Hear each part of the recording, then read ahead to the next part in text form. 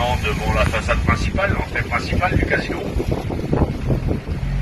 Et de là, nous allons tout de suite gagner les abords du port. Le port qui est l'activité première, ici à Trouville, port de pêche bien sûr. Et alors, il se trouve que Trouville est le premier port normand pour la pêche au maquereau. C'est en effet le maquereau, l'espèce la plus capturée, la plus débarquée ici par nos marins pêcheurs.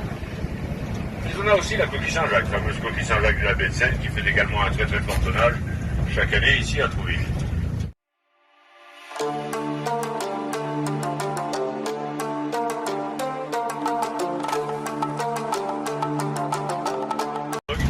Et c'est comme ça qu'en quelques années, notre village de pêcheurs s'est retrouvé doublé, flanqué d'une station balnéaire.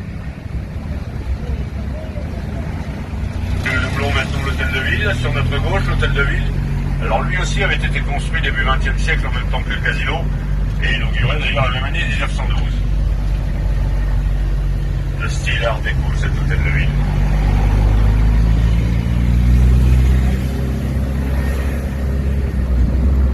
Pendant maintenant le point culminant, ici à Trouville, l'institution phare, là, devant nous sur la droite, le clou du spectacle, pourrait-on dire quasiment, le marché aux poissons. Fabuleux marché aux poissons que nous avons là. Une véritable corne d'abondance de la mer, ce marché aux poissons, que l'on nous envie bien des lieux à la ronde. Et alors ici, quand on dit bien des lieux à la ronde, il s'agit tout autant de lieux noirs que de lieux jaunes. Mais ça, vous l'aviez déjà bien compris. Et conclu, il y a 2 jours.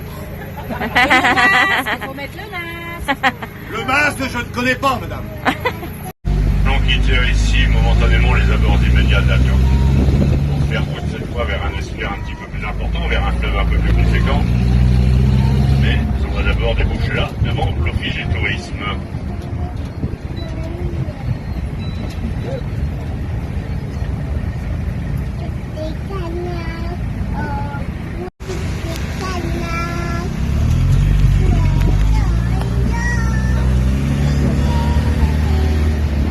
Sur notre droite, à l'Office du tourisme. Et comme nous remontons maintenant la boulevard Fernand Moreau, eh bien Fernand Moreau, lui, est de notre professeur. Oui, il en a aussi été le maire dans le milieu du siècle passé. Mais avant tout, Fernand Moreau fut un richissime industriel qui avait fait sa fortune en produisant et en commercialisant un très célèbre apéritif à la gentiane que nous connaissons pour être la Suze. À consommer bien sûr avec modération.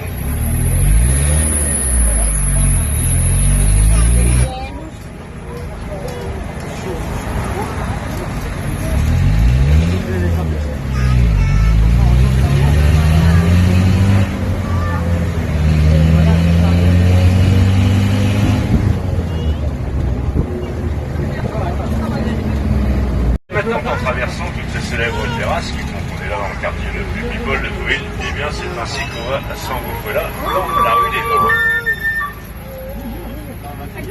Vous allez rentrer ici?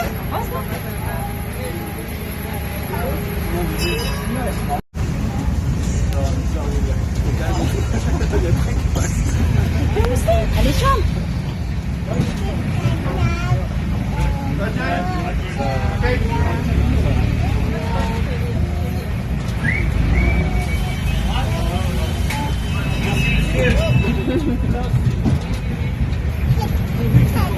L'artère centrale ici à Trouville, la rue des Bains, voie piétonne bien sûr. Véritable cœur battant de Trouville, cette rue des Bains, c'est certainement elle, à mon sens, la rue des Bains qui représente le mieux notre cité avec cette ambivalence de caractère qui est en permanence dans cette rue des Bains et qui fait que ici, plus qu'ailleurs, eh bien, on y prend le temps de vous choyer. Ah, c'est bien ici, ça. Choyer, un chouïa. Mieux que si vous étiez à Ushuaïa.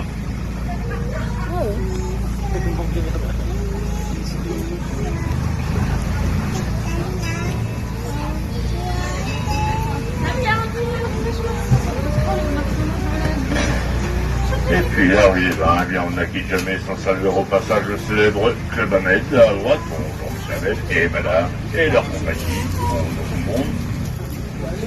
Et traversons maintenant cette place Tivoli pour nous engager là, dans la rue d'Orléans. Rue d'Orléans qui, elle, va plutôt nous permettre de découvrir l'autre facette de notre cité, la station balnéaire. ces immeubles tout autour de nous, l'impressionniste en particulier, c'est cet endroit qui se trouve là-bas, donc on fait l'embouchure du fleuve, au cœur même de la baie de Seine, endroit mythique, vous disais-je, c'est même un peu notre cap d'orne local, nous ici à Trouville. Voilà que déjà devant nous, nous apparaît un imposant et un austère édifice qui, lui, fut peut-être retrouvable. Grâce séjourna régulièrement à Trouville jusqu'à sa disparition en 1987. Là, maintenant, sur notre gauche, appartement de la rue du Ras. Et comme nous engageons maintenant dans la rue des Rochoirs, à gauche toujours, magnifique villa du front de mer Trouillet. Celle-ci en rouge s'appelle la villa Esmeralda. Et comme nous allons descendre la rue des Rochoirs, on va encore en avoir de ces prestigieuses demeures balnéaires. Dans un petit instant à suivre, sur notre gauche toujours.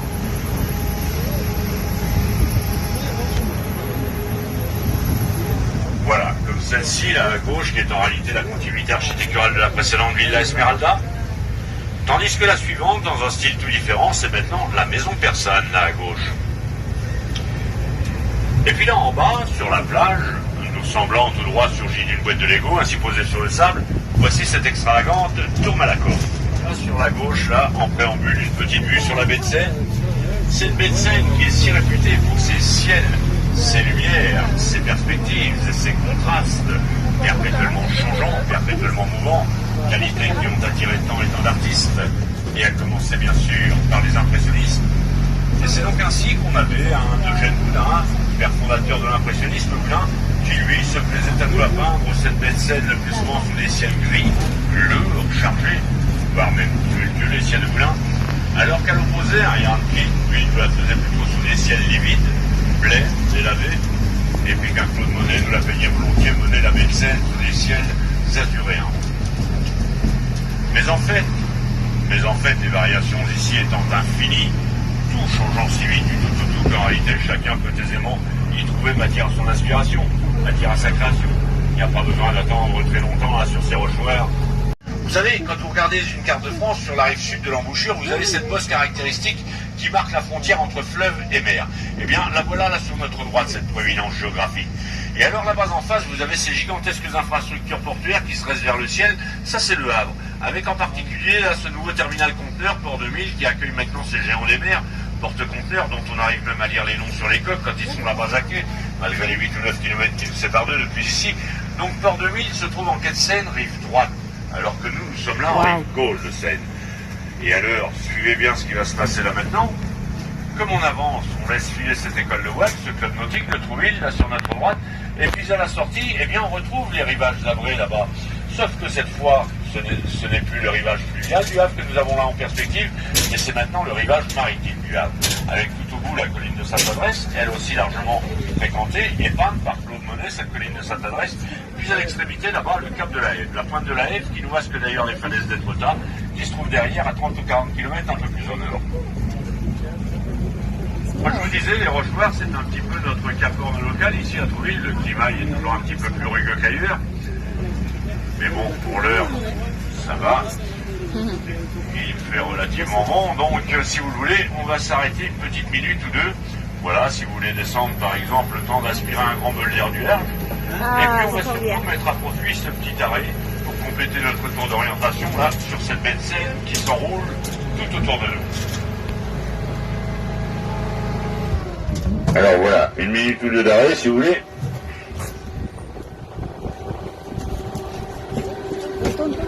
Et alors, quand je vous dis la baie de Seine qui s'enroule autour de nous, c'est qu'en fait, si vous regardez bien, la côte elle est circulaire, semi-circulaire tout autour. Alors côté Le Havre, c'est relativement net parce que malgré une petite brume, on la distingue parfaitement la côte avec le cap de la Hève là-bas au bout. Tandis que dans la direction opposée, c'est moins évident parce que l'horizon est quand même bien embrumé. Mais si vous prenez cette falaise sombre qui plonge vers la mer là-bas, dans le prolongement de cette falaise en allant vers la droite, arrivez-vous à distinguer péniblement là dans les brumes un trait de côte qui s'en va et puis qui très vite s'en va dans la brume. Eh bien, ces côtes lointaines, un petit peu plus loin vers la droite, parce que si vous repassez par ici par Templière, vous verrez ces côtes, elles courent tout au long de l'horizon là-bas, vers l'ouest. Eh bien, ce sont les plages débarquement. Et là, pour l'heure, les plages débarquement, elles sont perdues dans les brumes. Et sinon, les plages débarquement, elles s'étirent sur 80 km de long, d'est en ouest, et il arrive parfois qu'on les a entièrement jusque sur les secteurs américains du Omaha Beach, Omaha Strand, et puis Utah Beach, là-bas dans le pays du Cotentin. Et là, c'est déjà le couloir, et puis ce matin, eh bien, on n'a rien du tout. Elles sont noyées dans les plages du Barca. Tu peux regarder? Et puis, tenez, si vous avez l'occasion de vous balader un petit peu dans le secteur, et par exemple que vous ralliez Trouville à Honfleur, vous pourriez pour cela emprunter la route côtière, cette route qui passe là en haut de la corniche, et puis qui longe l'embouchure, qui longe l'estuaire, qui Honfleur. Et bien à 3 ou 4 km d'ici, derrière nous, cette route, elle vous fait passer par un petit village qui s'appelle Villarville. Alors Villarville, c'est un petit village de pêcheurs qui sur sa falaise. Eh bien, ce petit village de Villarville, des hôtels de luxe, qui pour le plus grand nombre sont aujourd'hui devenus des appartements individuels. Donc, tout juste ne nous reste-t-il plus à trouver que quelques rares, peut-être très rares villas, qui ont gardé toute leur intégrité d'origine, pourrait-on dire. La promenade des planches, là-bas, c'est planches que nous irons rejoindre tout à l'heure. Wow. Ouais. Là, c'est un petit peu. Voilà.